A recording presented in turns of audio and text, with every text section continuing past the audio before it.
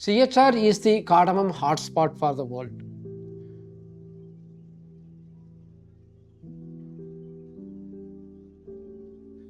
CHR means Cardamom Hill Reserves. It's a reserve area for exclusive cultivation of cardamom in India.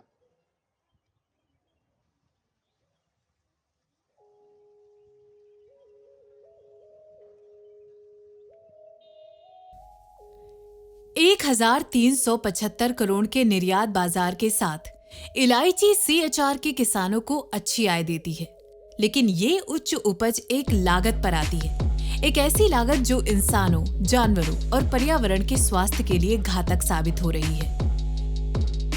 Western Ghats is one of the biggest biodiversity hotspots in the world. പല ഒരുപാട് സാധനങ്ങളുണ്ട്. ഏലത്തിനെ സംബന്ധിച്ചിടത്തോളം ഞാൻ ഒരാൾ പറഞ്ഞാൽ തീരുന്ന സംവിധാനമല്ല. മരുന്നുകളെന്ന് പറഞ്ഞാൽ എനിക്കറിയാവുന്ന തന്നെ 3000-ലധികം മരുന്നുകളുണ്ട്. ഇപ്പം നമുക്ക് നിലവിൽ വാങ്ങാൻ കിട്ടും. പിന്നെ അതിൽ നമുക്ക് പ്രയോജനം കണ്ടിരിക്കുന്ന സാധനങ്ങൾ നമ്മൾ പ്രൊമോട്ട് ചെയ്യും. ഇന്നത് വാങ്ങിച്ചോ.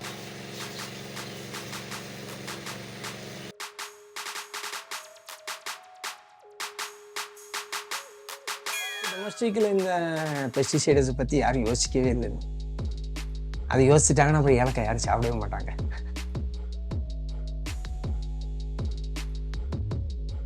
ഏറ്റവും ശുദ്ധമായിട്ടുള്ള ഭക്ഷണം വേണമെന്നുള്ളത് തന്നെയാണ് നമ്മളെല്ലാവരും കാണുന്നത്. നമുക്ക് വേണ്ടിയിട്ട്, നമ്മുടെ മക്കൾക്ക് വേണ്ടിയിട്ട്, അല്ലെങ്കിൽ നമ്മുടെ പാരൻസിന് വേണ്ടിയിട്ട്, നമ്മുടെ സുഹൃത്തുക്കൾക്ക് വേണ്ടിയിട്ട്, കുടുംബങ്ങൾക്ക് വേണ്ടിയിട്ടൊക്കെ വിഷം കൊടുക്കാൻ നമ്മളാരും താല്പര്യപ്പെടില്ല. അപ്പോൾ വിഷമില്ലാത്ത ഭക്ഷണം അല്ലെങ്കിൽ ഭക്ഷണ നിർമ്മാണത്തിന് വേണ്ടി ഉപയോഗിക്കുന്ന സാധന സാമഗ്രികൾ വിഷമില്ലാത്തതായിരിക്കണം എന്നുള്ളതാണ് നമ്മൾ കാണുന്നൊരു ലക്ഷ്യം.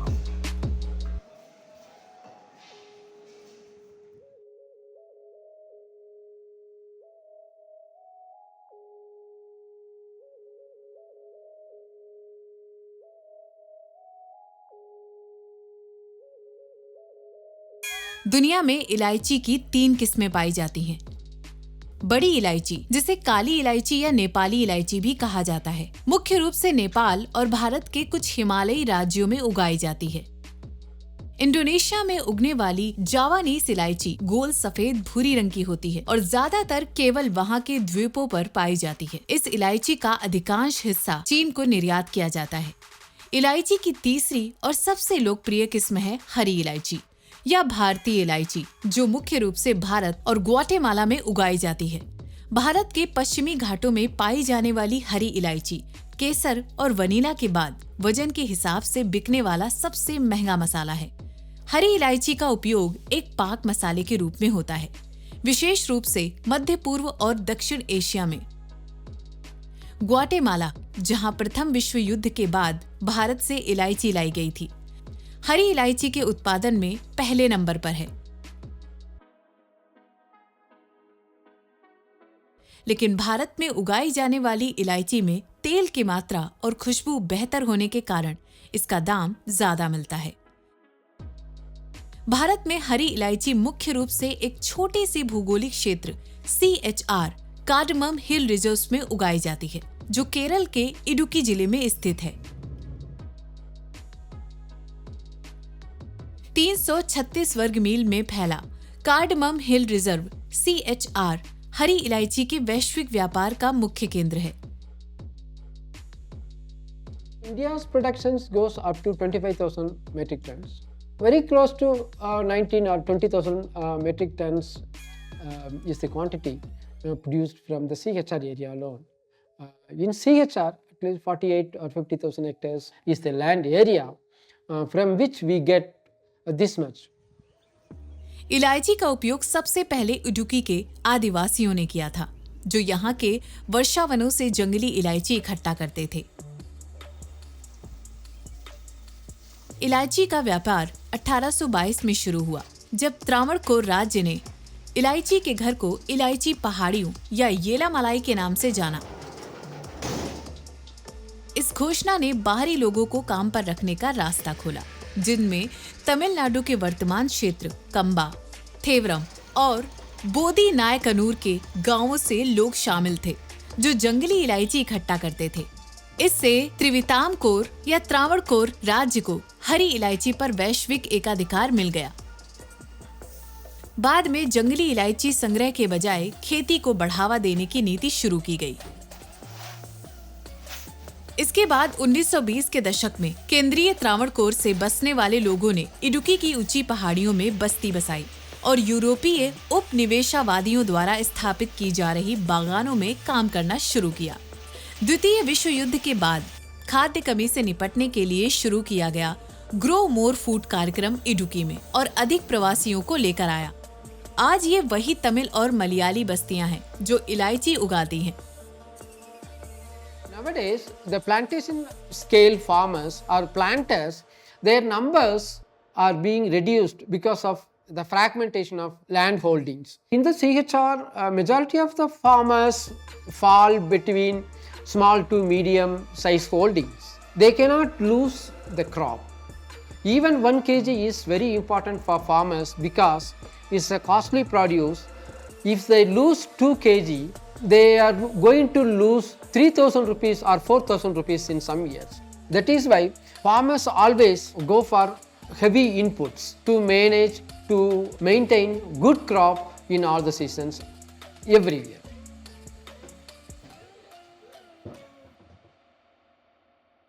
इलायची की खेती बढ़ाने की वजह से कीमत भी बढ़ी है। अब किसान ज्यादा उपज देने वाली किस्मों और ज्यादा पौधों पर निर्भर रहते हैं। 90க்கு அப்புறம் தான் இந்த நல்லாயினி வெரைட்டி வந்துச்சு. 92, 95லேருந்து நல்லாயினின்ற வெரைட்டி வந்த ஆரம்பிச்ச உடனே 95லேருந்து இந்த 2024க்குள்ளே வந்து நல்லாணி எல்லா விவசாயிகளுமே வந்து நல்லாணி வெரைட்டி தான் போட்டிருக்காங்க.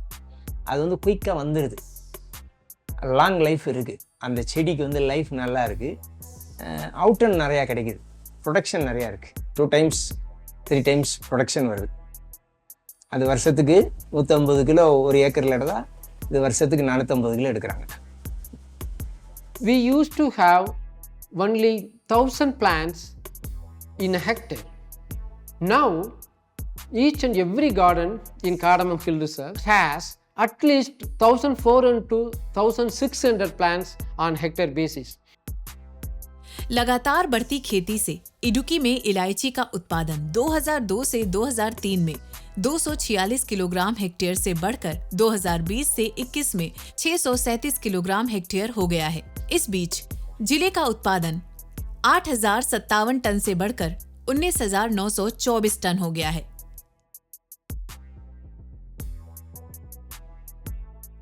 और इस बढ़ोतरी के साथ आया कीटनाशकों का भारी उपयोग। Cardamom is a pest intensive crop. Because of this monocropping systems, many insect pests and disease causing pathogens attack cardamom. Therefore, the dependency of cardamom on pesticides is very high. Majority of the farmers go for chemical management of the pests and diseases. ஆமாம், இது cardamom வந்து இப்போ ஒரு இந்த 30 வருஷத்தில் இந்த மருந்து அடித்தா தான் ஏலக்காயே வருங்கிற மாதிரி ஆயிடுச்சு. மருந்து அடிக்கலைன்னா ஏலக்காய் விவசாயமே பண்ண முடியாது. எவ்ரி மந்த்து அவங்க மருந்து அடித்தே ஆகணும். ஃப்ளவரிங்க்கு மருந்து அடிக்கணும், பிஞ்சு ஊறுறதுக்கு மருந்து அடிக்கணும், செடி வாடாமல் இருக்கிறதுக்கு மருந்து அடிக்கணும், வேர் புழு வராமல் இருக்கிறதுக்கு மருந்து அடிக்கணும், குருத்து புழு வராமல் இருக்கிறதுக்கு மருந்து அடிக்கணும். எல்லாத்துக்குமே மருந்து மருந்து மருந்து அடித்தா தான் ஏலக்காய் விவசாயமே பண்ண முடியுங்கிற மாதிரி நிலைமைக்கு வந்துருச்சு இன்னைக்கு. Earlier, we used to give 1 liter or 1.5 liter per plant.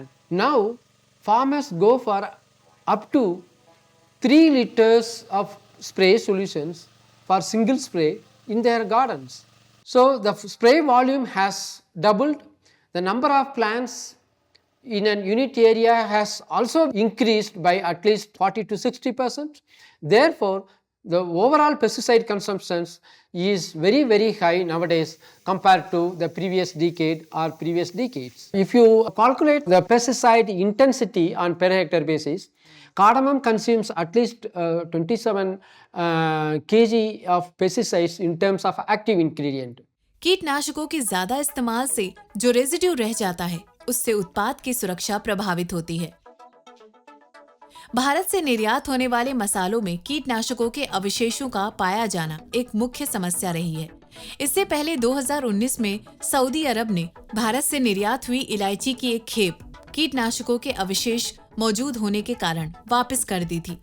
इसी वर्ष एवरेस्ट पर MDH ब्रांड के पाउडर मसालों ने कीटनाशक अवशेष पाए जाने पर हांगकांग ने रिजेक्ट कर दिया था। लेकिन भारतीय घरेलू बाजारों में ऐसी कोई अस्वीकारित नहीं हुई है।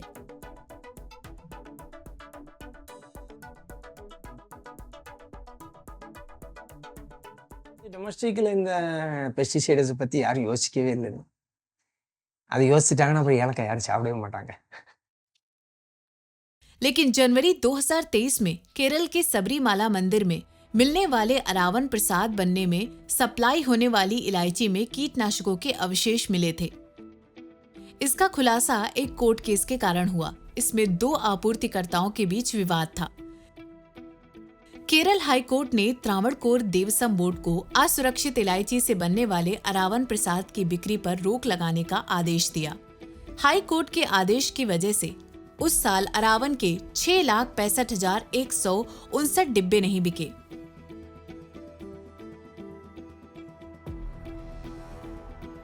इस साल त्रावणकोर देवासम बोर्ड ने फिर से इलायची खरीदने का फैसला किया है, बशर्ते आपूर्तिकर्ताओं को अब हर खेप के साथ एक विश्लेषण सर्टिफिकेट अनिवार्य रूप से देना होगा। घरेलू भारतीय बाजारों में बिकने वाले उत्पादों में सुरक्षा मानक ना के बराबर है। जांच करने के लिए हमने घरेलू बाजार के नमूनों का परीक्षण करने से शुरुआत की।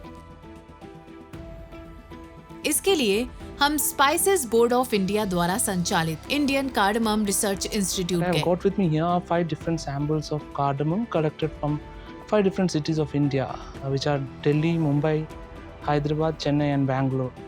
And what I'm going to do next is to get these samples tested for pesticide residue. परीक्षण में 11 कीटनाशकों की मौजूदगी पाई गई। उनमें से 3 प्रोफेनोफोस, क्विनालफोस और साइपरमेथ्रिन आइसोमर्स भारतीय खाद्य सुरक्षा और मानक प्राधिकरण या FSSAI द्वारा निर्धारित अवशेष स्तर से ऊपर थे। वो सभी खाने के लिए असुरक्षित थे।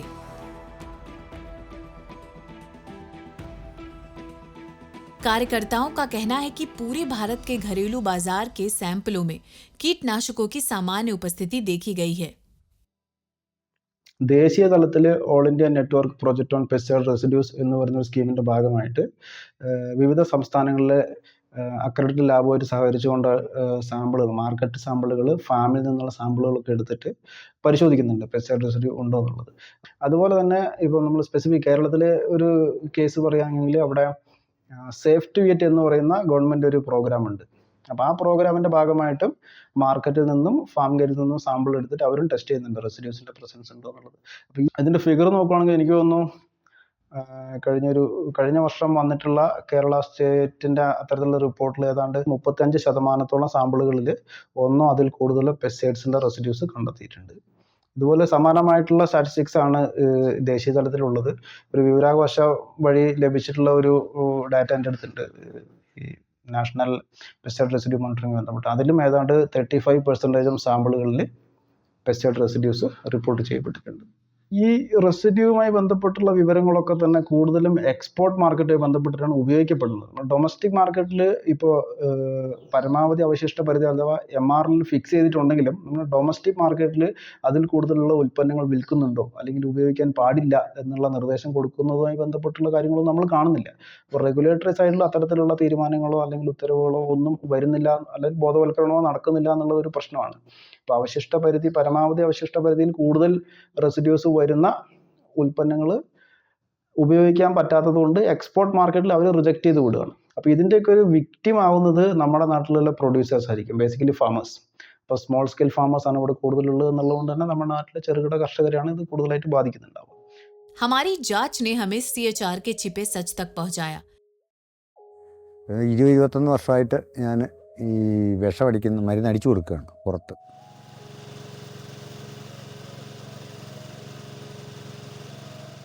മാറും. പിന്നെ പല ഒരുപാട് സാധനങ്ങളുണ്ട്. ഏലത്തിനെ സംബന്ധിച്ചിടത്തോളം ഞാൻ ഒരാൾ പറഞ്ഞാൽ തീരുന്ന സംവിധാനമല്ല. മരുന്നുകളെന്ന് പറഞ്ഞാൽ എനിക്കറിയാവുന്ന തന്നെ 3000-ലധികം മരുന്നുകളുണ്ട്. ഇപ്പം നമുക്ക് നിലവിൽ വാങ്ങാൻ കിട്ടും. പിന്നെ അതിൽ നമുക്ക് പ്രയോജനം കണ്ടിരിക്കുന്ന സാധനങ്ങൾ നമ്മൾ പ്രൊമോട്ട് ചെയ്യും. ഇന്നത് വാങ്ങിച്ചോ. उसका दिन सुबह 8 बजे शुरू होता है, जब वो मोटर पंप सेट, पाइप और स्पेयर लेकर खेतों में पहुंचता है। अपने 2 साथी कर्मचारियों के साथ वो बिना किसी जरूरी सुरक्षा उपकरण जैसे दस्ताने, मास्क या टोपी के ही कीटनाशक छिड़काव पूरा करता है। ആ ഏലത്തിൻ്റെ ഉടമസ്ഥൻ്റെ സാമ്പത്തിക സ്റ്റേജ് അനുസരിച്ചിരിക്കും. അതിൻ്റെ കൂട്ടത്തിൽ പല സാധനങ്ങൾ കൂട്ടാം. ഇപ്പോൾ സ്പ്രെഡർ കൂട്ടാം, എന്നാൽ അത് കൂട്ടിയില്ലെങ്കിലും ചെയ്യാം. ആ സ്പ്രെഡറിൻ്റെ ലാഭം ഒഴിവാക്കാം. പിന്നെ അതിനകത്ത് ടോണിക്ക് ചേർക്കാം, പിന്നെ വേറെ പല സാധനങ്ങളും ചേർക്കാൻ ഒരുപാടുണ്ട്. അത് സാമ്പത്തിക സ്റ്റേജ് അനുസരിച്ച് ഈ പ്രാവശ്യം ഇത്രയും പൈസയ്ക്കുള്ളേ ഉള്ളൂ. അപ്പോൾ അതിനനുസരിച്ച് ചിലവ് ചുരുക്കി പോകും. എന്നാലും വിഷം അടിക്കാതിരിക്കാൻ പറ്റില്ല. ऐसी मार्केटिंग डेमोन्स्ट्रेशन एप्लीकेटरों द्वारा करना मना है, लेकिन जमीन पर यह लगातार जारी है।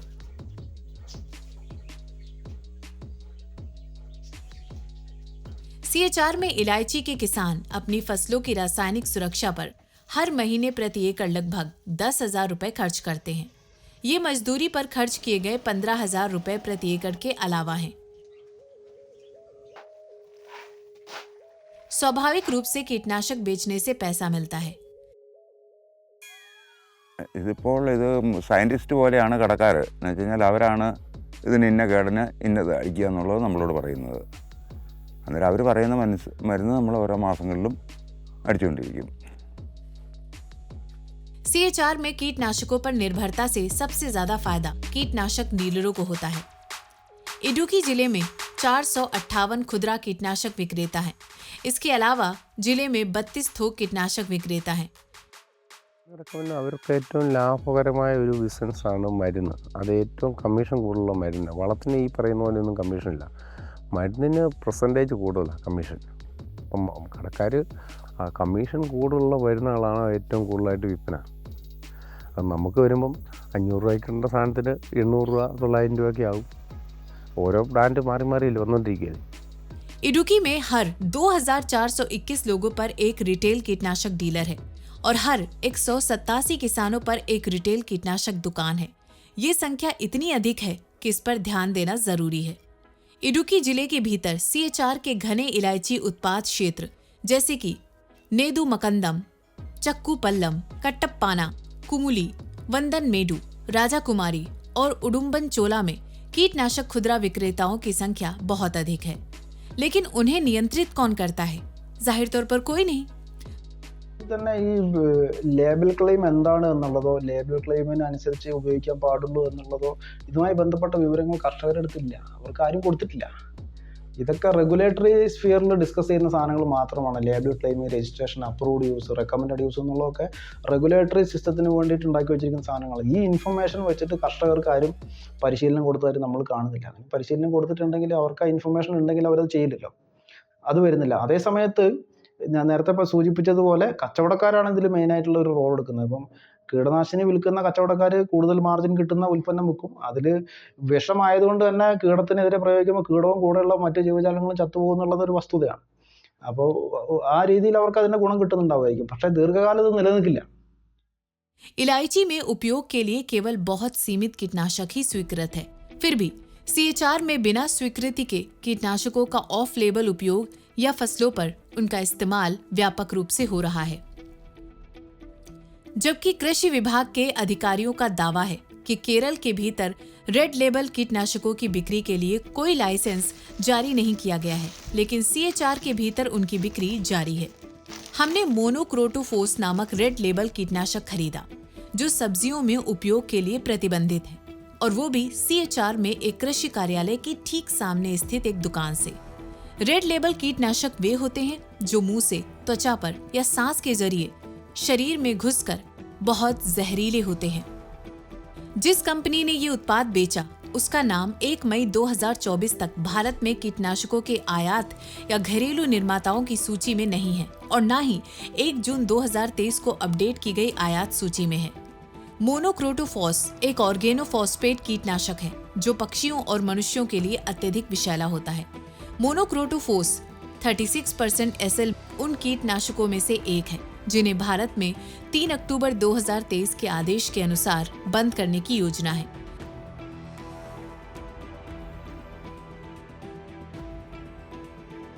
(2017 में महाराष्ट्र के यवतमाल, नागपुर, अकोला और अमरावती जिलों में जहरीले कीटनाशकों के छिड़काव से हुई गैस सांस में लेने के कारण 35 किसानों की मौत हुई थी। ये 112 देशों में प्रतिबंधित है। लेकिन समस्या यही नहीं रुकती। പെസ്റ്റിസൈഡ് ശരിക്കും അതുമായിട്ട് കോണ്ടാക്റ്റിൽ വരുന്ന എല്ലാ ഓർഗാനിസത്തിനെയും കൊല്ലുക എന്നുള്ളൊരു പരിപാടിയാണ് ചെയ്യുക. അത് നമ്മൾ പെസ്റ്റിനെ കൊല്ലാൻ വേണ്ടി ഉപയോഗിക്കുന്നത് പറഞ്ഞ് പെസ്റ്റിനെ മാത്രമേ കൊല്ലുകയുള്ളൂ എന്നുള്ളൊരു ചിന്തയിലേക്ക് എത്തപ്പെട്ടിട്ടുണ്ട് ആളുകളൊക്കെ തന്നെ. പക്ഷേ അതുമായി കോണ്ടാക്റ്റിൽ വരുന്ന എല്ലാ ജീവജാലങ്ങളെയും അതിൻ്റെ ശരീരത്തിൻ്റെ വലിപ്പം അനുസരിച്ച് പെസ്റ്റിസൈഡ്സ് കൊല്ലും എന്നുള്ളതാണ് വസ്തുത. CHR में केवल 3 प्रजातियां 60% से अधिक पेड़ों के आवरण का हिस्सा हैं। साथ ही CHR में कम से कम 95% एपिफाइटिक जैव विविधता गायब हो चुकी है। इलायची की जेनेटिक विविधता भी किसानों के खेतों से खत्म हो गई है, क्योंकि उच्च उपज वाली किस्मों ने इसकी जगह ले ली है। इस विविधता की कमी के कई नकारात्मक प्रभाव हुए हैं। सीमा मर्चेंट CHR की अब लुप्त हो चुकी जैव विविधता की गवाह है। सीमा मर्चेंट CHR में एक छोटे से ऑर्गेनिक कार्डमम बागान में रहती हैं और उन्होंने अपने घर के पास की कीट विविधता को डॉक्यूमेंट किया है। केरल में उनके पास इस तरह के सबसे ज्यादा ऑब्जर्वेशन है। When I started going out at night to record stuff, I realized that there were a lot of moths that were just coming and sitting on walls around the house where I had outside lights on. So that made it easier. So I started recording the moths, and I realized different timings, different moths arrived. And finally, around just my house, I have almost 1,000 species of biodiversity and over 600 species of moths. So that gave me an inkling of how much biodiversity is just in my area. We don't use pesticides, we're organic. We're surrounded by people that spray pesticides. Despite that, we have such biodiversity around us. It made me realize that the Western Ghats needs to be protected. Western Ghats is one of the biggest biodiversity hotspots in the world. And if I can have so much biodiversity in just, we're talking about less than an acre, I can just imagine how much there is in the rest of the Western Ghats. और अब कीटनाशकों के व्यापक इस्तेमाल का असर यहाँ भी दिखने लगा है। In cicadas, like there's a certain species that I have been observing every year, and it's supposed to be peacock green in color. Now I'm starting to see olive green, I'm starting to see yellow green.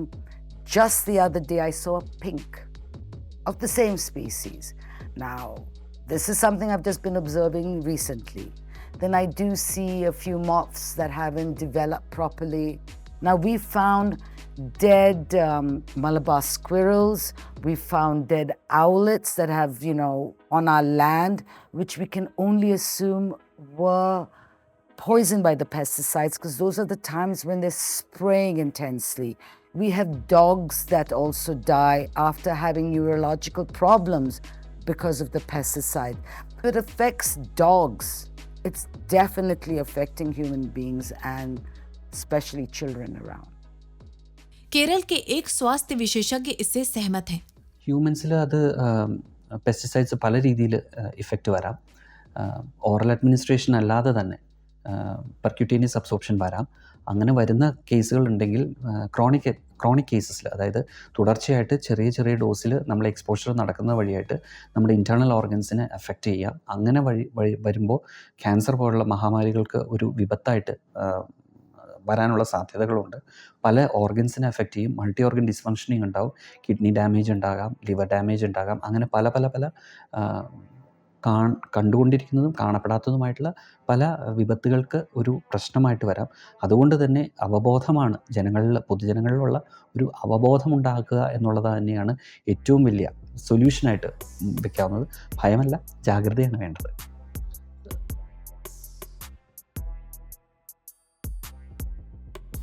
Doctor जो CHR में चिकित्सा अधिकारी हैं, कहते हैं कि CHR में कीटनाशकों का मानव जीवन पर असर अभी तक दिखाई नहीं दे रहा है। എനിക്ക് പ്രശ്നമില്ല പറയുന്നുണ്ട്. അതായത് അക്യൂട്ട് കേസുകൾ പെട്ടെന്ന് വരുന്ന റിയാക്ഷൻ പെട്ടെന്ന് വരാൻ വളരെ കുറവാണ്.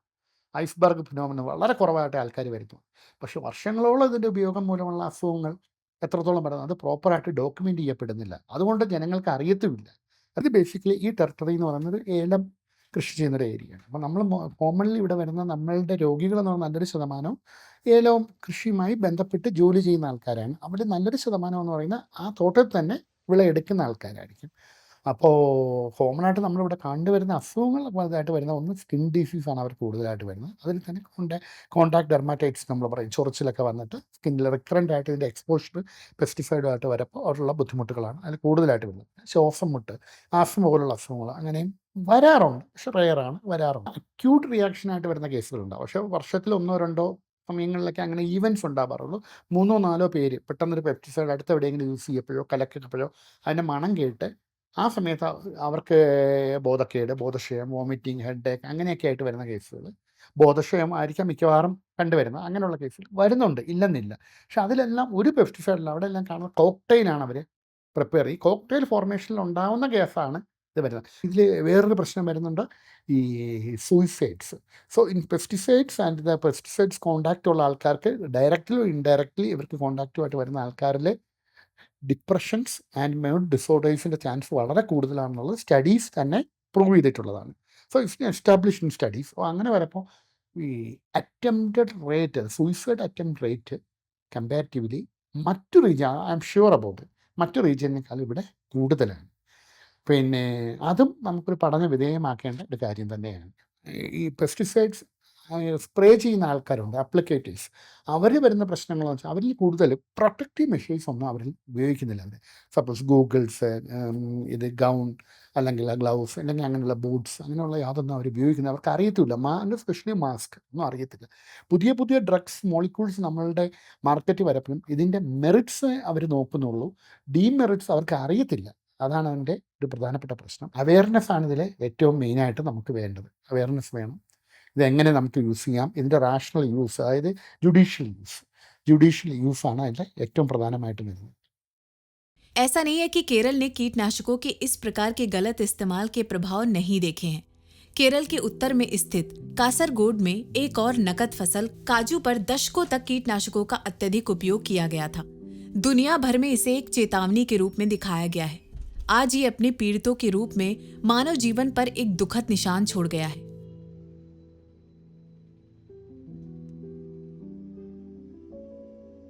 उन्नीस 1970 के दशक के अंत से 2000 के शुरुआती सालों तक एंडोसल्फान नामक पीले लेबल वाले कीटनाशक केरल प्लांटेशन कॉरपोरेशन द्वारा हेलीकॉप्टर से छिड़का गया था।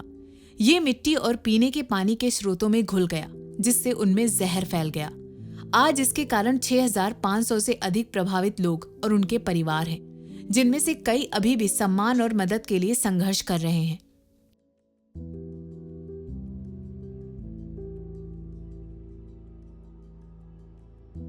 49 वर्षीय प्रसन्ना बी और उनकी 2 बेटियां इस बात का प्रमाण है कि जब कीटनाशकों के अंधाधुंध उपयोग को बेरोक-टोक अनुमति दी जाती है तो क्या होता है। प्रसन्ना अपनी जीवित बेटी को एंडोसल्फान का शिकार मानने के लिए 1000 अन्य परिवारों के साथ संघर्ष कर रही हैं। कासरगोड में 135 दिनों के धरने के असफल होने के बाद वे अब केरल की राजधानी तिरुवनंतपुरम जा रहे हैं। यदि शीघ्र सुधारात्मक कदम नहीं उठाए गए तो इडुक्की भी इस स्थिति की ओर बढ़ सकता है। റെഗുലേറ്ററി സൈഡ് നോക്കുവാണെങ്കിൽ നമുക്ക് റെഗുലേഷൻ ലോ ആൻഡ് ഓർഡർ അല്ലെങ്കിൽ അതുമായി ബന്ധപ്പെട്ട റൂൾസ് ഒക്കെ ഉണ്ടാക്കി വെക്കാം. പക്ഷെ അത് പ്രാക്ടിക്കബിളി നമുക്ക് ചെയ്യാൻ പറ്റണമെങ്കിൽ ഒത്തിരി കോസ്റ്റ് ഇൻവോൾവ്ഡ് ആണ്. അതേ സമയത്ത് അതിന് ലയബിലിറ്റി ഫിക്സ് ചെയ്യണം. ഇപ്പോൾ ഇന്ന കമ്പനിയുടെ ഇന്ന ഉൽപ്പന്നം കർഷകൻ അല്ലെങ്കിൽ ആരെങ്കിലും ഉപയോഗിച്ച് കഴിഞ്ഞിട്ട് MRL കൂടുതൽ വന്നു കഴിഞ്ഞാൽ ആരാണ് അവിടെ ലയബിൾ ആവേണ്ടത്? കർഷകനാണോ ലയബിൾ ആവേണ്ടത്? നമുക്ക് അറിഞ്ഞുകൂടാ. കാരണം കർഷകൻ അവരുടെ ഉപജീവനത്തിൻ്റെ ഭാഗമായിട്ട് ചെയ്യുന്നതാണ്. അതേസമയം കമ്പനി ഉണ്ടാക്കുന്ന പ്രൊഡക്റ്റ് ഉപയോഗിക്കുകയാണ്.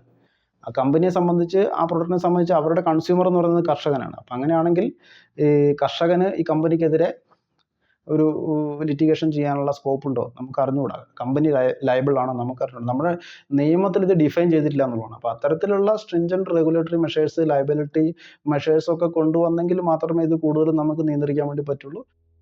2020 में पेश किया गया कीटनाशक प्रबंधन विधेयक पुराने कीटनाशक अधिनियम 1968 को बदलने के लिए था, लेकिन दिसंबर 2021 में संसदीय स्थायी समिति की रिपोर्ट प्रस्तुत करने के बाद से इसमें कोई बदलाव नहीं आया है।